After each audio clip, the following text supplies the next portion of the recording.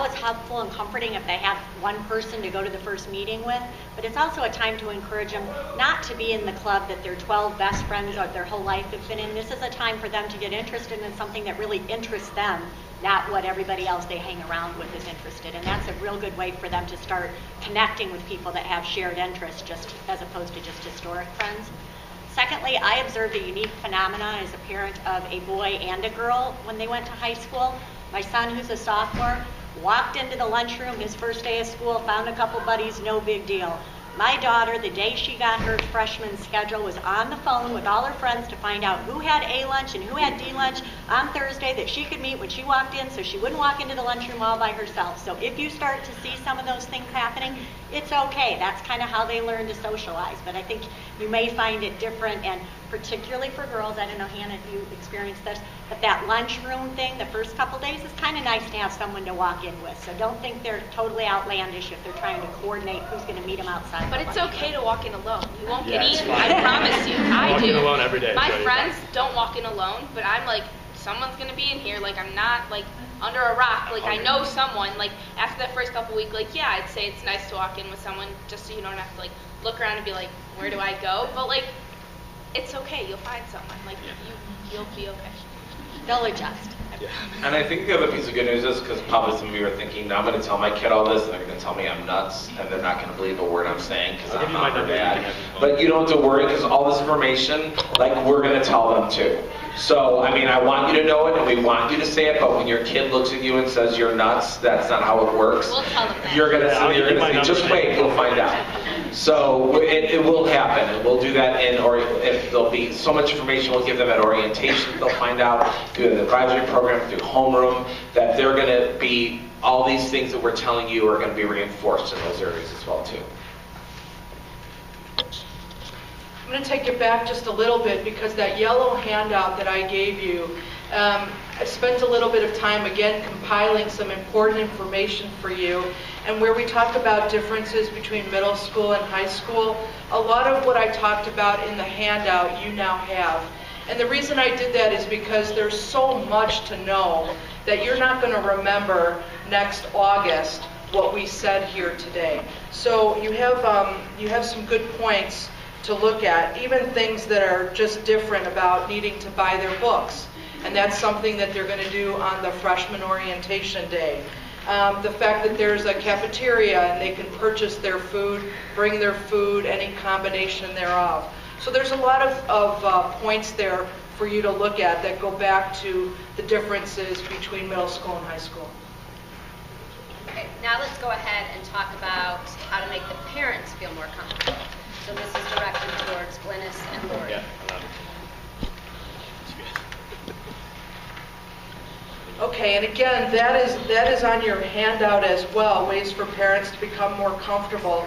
We talked about the freshman orientation evening, the freshman morning parent program. I guess I can't overemphasize how helpful that is to attend. You're going to get a lot of good information.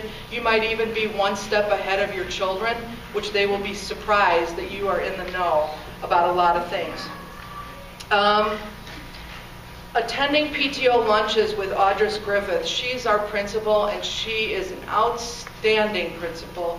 We adore her. She offers PTO lunches where you can just come in, and Lori and I attend these each time. We enjoy it. People can just come in with their questions, and it's a very informal process, and it's just a great opportunity to hear what's on other people's minds, to hear Audrey's response to questions, and to really, again, be in the know. Would you say, Lori? And it's also a good way to connect up with other parents, because at those lunches, it's all classes, it's parents of freshmen through seniors, so you'll hear questions that you may not hit for you that year, and then the next year you'll think, oh, I remember them talking about that. You can connect up with parents that have similar issues, so I would definitely recommend them. They are over the lunch hour. They're quarterly usually, every other month, every third month, so really great opportunity for you. To help your child navigate the increased demands. We say that they're freshmen. Some of them still have some middle school tendencies, as we like to say, just getting organized, making sure their homework gets done. They still need you. So it's really important that you still stay very invested in helping them. And as we talked about, there's going to be so many resources at the high school to support you with that too. The counselor, the advisory teacher, the homeroom teacher. There's lots and lots of people who are reinforcing the same message, but we still very much need you in the evenings or staying connected with your child as they start their high school experience. Absolutely. I also think it's really helpful as you attend, whether it's the PTO meetings, the arts meetings, Booster Club, those are ways for you to have a voice in what's going on in the school as well. So if your child's active in the arts, become a parent of the arts and go to the meetings and understand how the money is being spent and what the practice and rehearsal schedules are and things like that that are important for your child. Same with Booster Club or whatever. Not only are those ways to know what's going on, but they're ways to have your voice heard. Which takes us right into the acronym JAR. And again, that's on your handout. Join. Join the PTO. Join the Friends of the Arts. Join the Booster Club. Especially join Deerfield Parent Network. Absolutely, because you want to be in the know. You want to be in the high school as much as you possibly can. One of the other points is we want you to attend events. We want you to be there whether your children are in the theater program or not. Come to those performances because just a great opportunity to see the talent. You might be able to see your friends' kids or kids that your child grew up with doing other things. So we definitely want you to join. We want you to attend those events. Read. There is really so much material that the high school pumps out, sometimes through Infinite Campus, where something we call Messenger, where you get a lot of information. For example, report cards just came out. You would get a messenger saying that those report cards are available. But also on the website, again, so much information that you need to be in the know about. So we really encourage you to read everything that says Deerfield High School on it. Two other acronyms that didn't quite fit into JAR. The importance of listening. We all love the fact that minivans were invented so you could hear what was going on in the conversation behind you.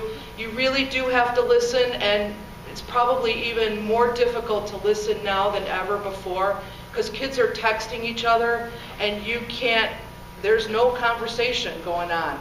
So really important when you do get a chance at those conversations to really listen. And then Q for asking questions. There's a lot of information that goes out around the community.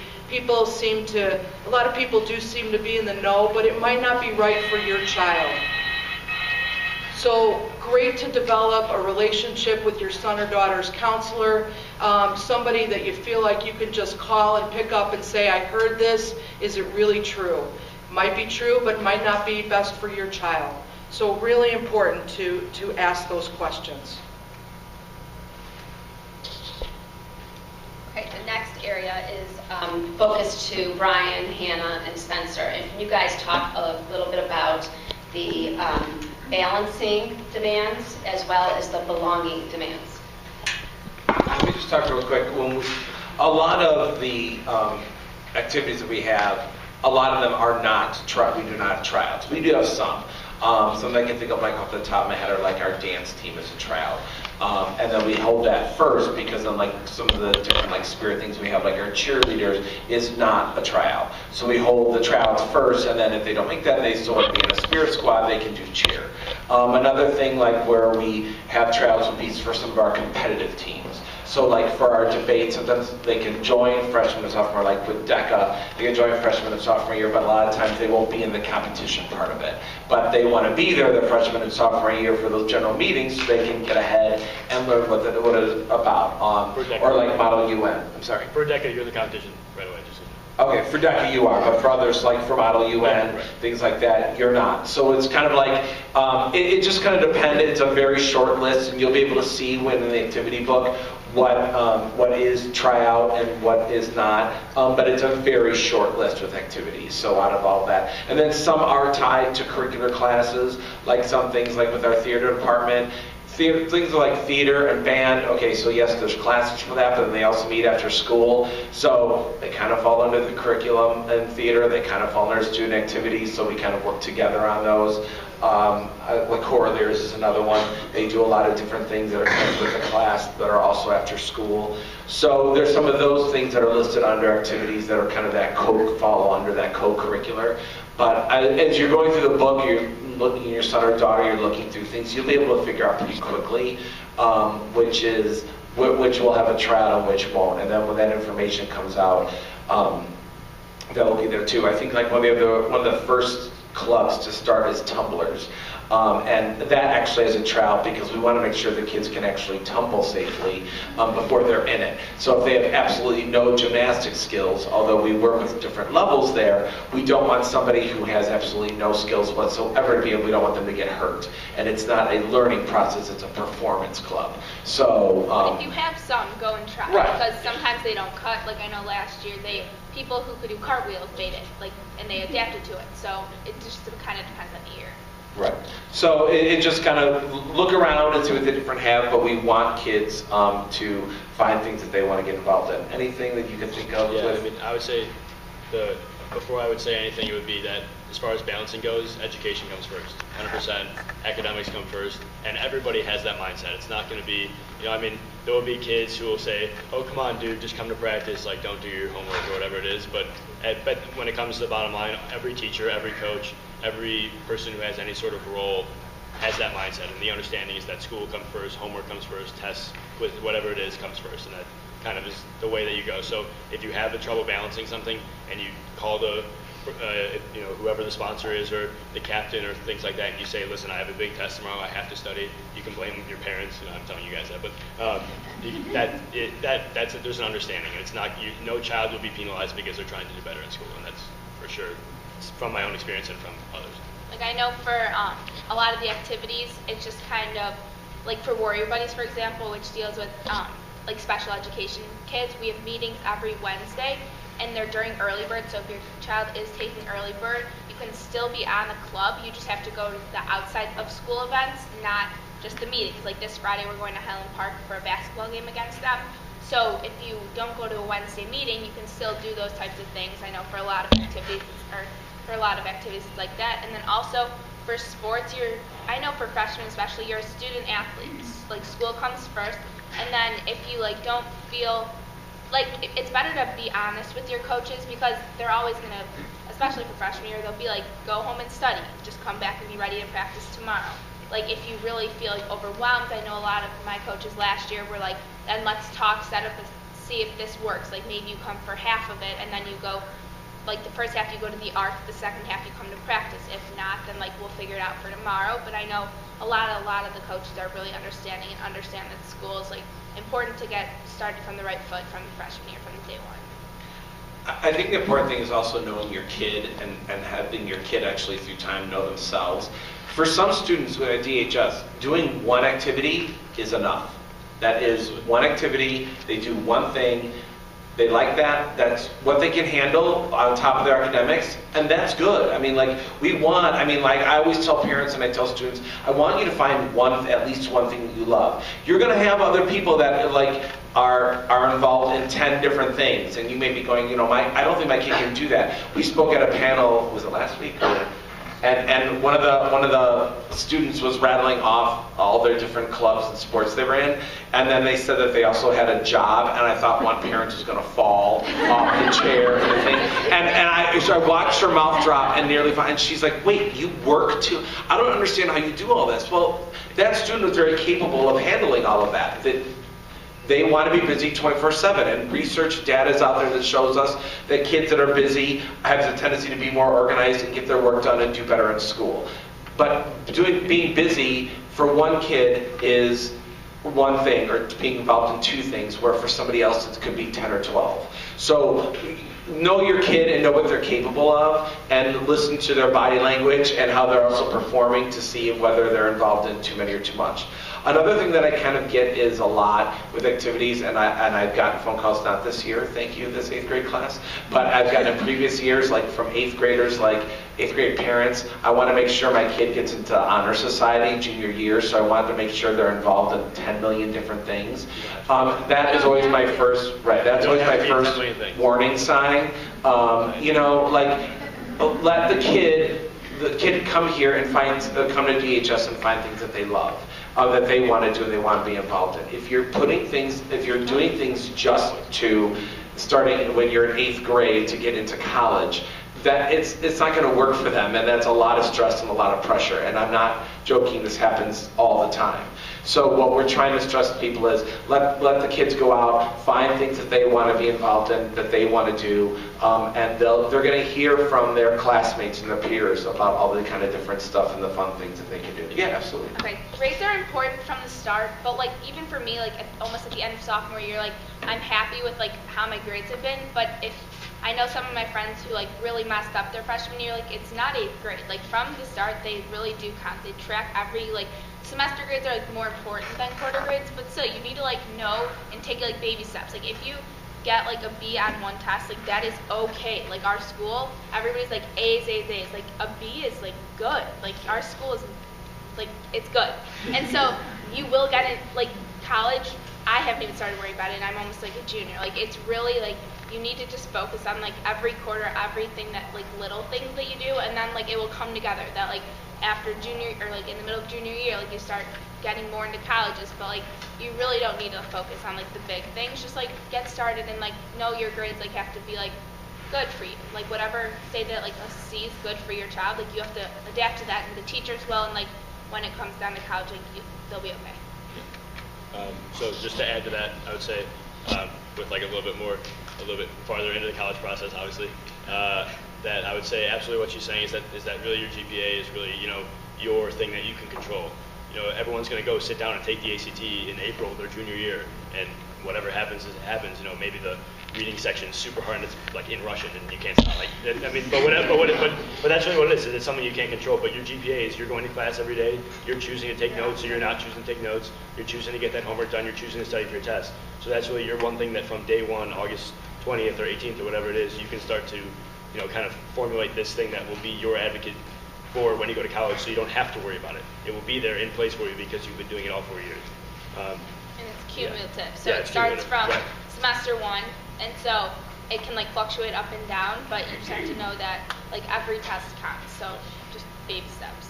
And I think you've heard it from multiple people up here on the panel, is that communication part. So communicating with your coach and your teacher when you're having problems or you need some help. They're there to help you. They're around emails during free periods, things like that. Go see your teachers, talk to your coaches. Don't let them know 1 minute before class or 1 minute before practice. They like having some notice, so emails that night before are really helpful and a really good idea to stay in touch with. And they are there also to help with that balancing too. Okay, Linus, can you talk about some of the Mythbusters and some tips and tricks? I'm going to do this with Lori as well, because we put some of these things together. But I wanted to give Lori a chance really to talk about that communication piece, Lori, about making sure that you try to know your child's friends and their parents, because I think that that's a really hugely important point before we get to Mythbusters. And I think that's something that probably you're already used to doing, but at least for most of the parents I know, it became really critical when you get to high school. Two of the big differences, and we talked about this a little bit earlier, is remember you're going to have potentially a 15-year-old that's involved in sports or activities with 18-year-olds, and that's sort of a difference for you. And so getting to know the names of the kids that your friends are talking about, what their interests are, if you're in a sport or theater or music, one thing that you probably will want to identify with is who's driving your child places. And that's a whole new ball game when all of a sudden a car that you know pulls up and you've never seen it before. It's okay when your child comes in to say, by the way, who was that dropped you off? Oh, that's, Denise, she's on cross country with me and we stopped off on the way home. And that's great. It's good to know that. And then the next cross country meet, you can walk up and introduce yourself to Denise's mom and make sure you've got that connection. Because those things take a little bit more work, I think, at the high school level than they probably did at the middle school level. I think the same is true not only with friends and friends' parents, but also with the staff at the high school. It's important that your child takes the lead with their teachers and their counselor, but it's okay for you to be involved and to know your counselor. And as Glynis mentioned, give a call and just say, I was wondering if I might be able to stop in for 15 minutes, just get your perspective on what you're hearing, if there's anything I should know, that type of thing, so you stay connected. If your child tells you they're having a real hard time in a specific class, urge them to talk to the teacher, go in and have a conversation. But after the fact, with letting your child know that you're doing this, you can send a message and just say, thanks so much for spending time with Elizabeth last week. They really appreciate it. If there's anything I need to know, don't hesitate to let me know. So it's important to keep those connections. It's maybe in a little less leading, more supporting role than you've had in the past. But you don't have to divorce yourself from all things related to your child just because they're in high school. And I think it's really important that you don't, because when things like the homecoming dance roll around, or you're talking about, any type of activity outside of school, it's going to be good that you have connections and know some of these people that your kids are hanging around with. Thanks for doing that. Okay, myths, tips, and tricks. No one gets sold an elevator pass and no one gets shoved in a locker. We really pride ourselves on making sure that everybody gets taken care of well, but especially our freshmen. The building is actually not that big. Kids walk in and they're, oh my God, how am I going to find my way around? But they do, and you will probably have a hard time on parent night, but we're going to have lots of people to help you. So the building's going to seem very big to you. It will seem big to your kids, but not for very long.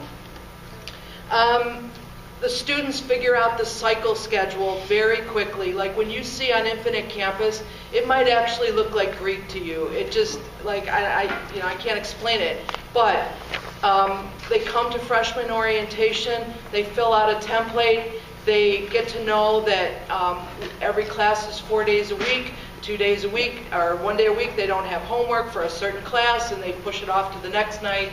They do figure out very quickly the cycle schedule. Parents have a hard time with it, and if you ever want to know, your kids will know how to do it.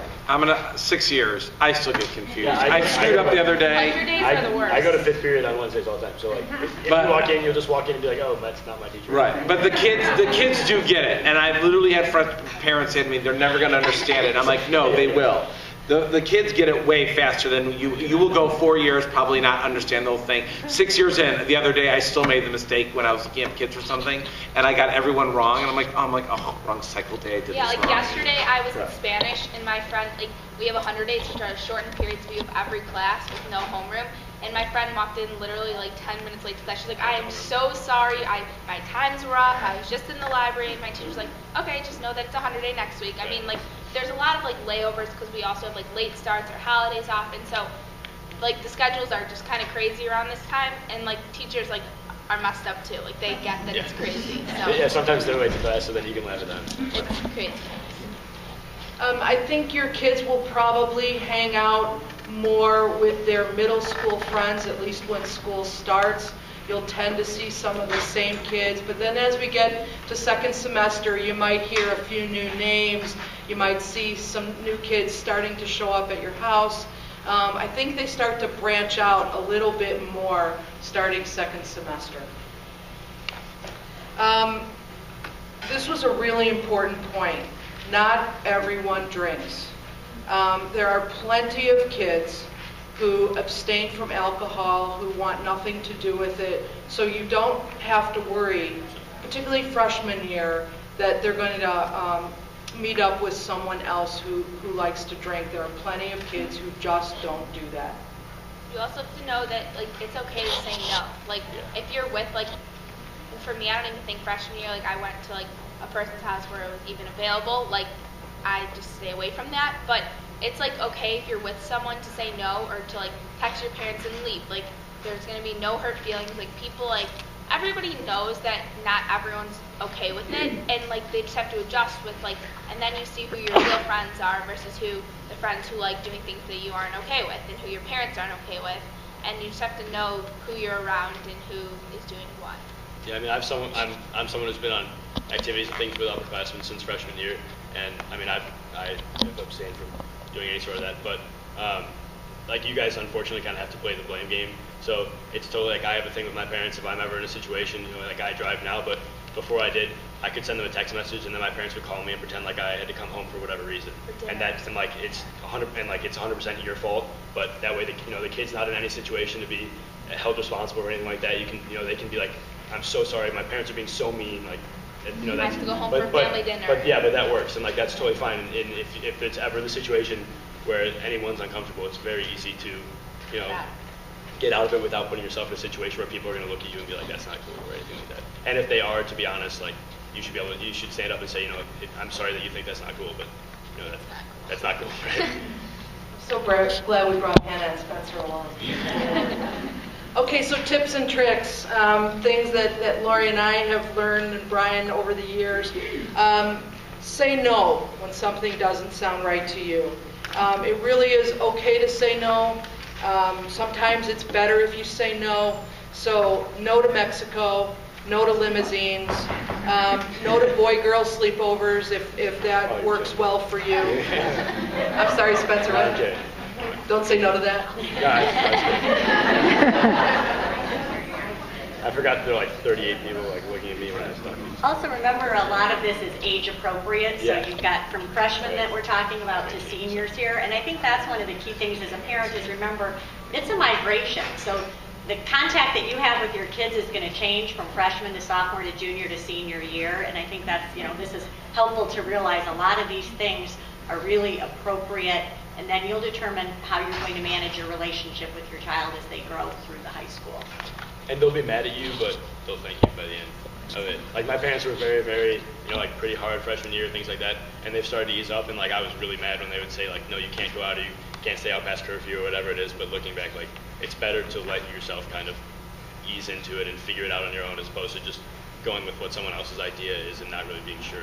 Don't do a party bus for homecoming freshman year.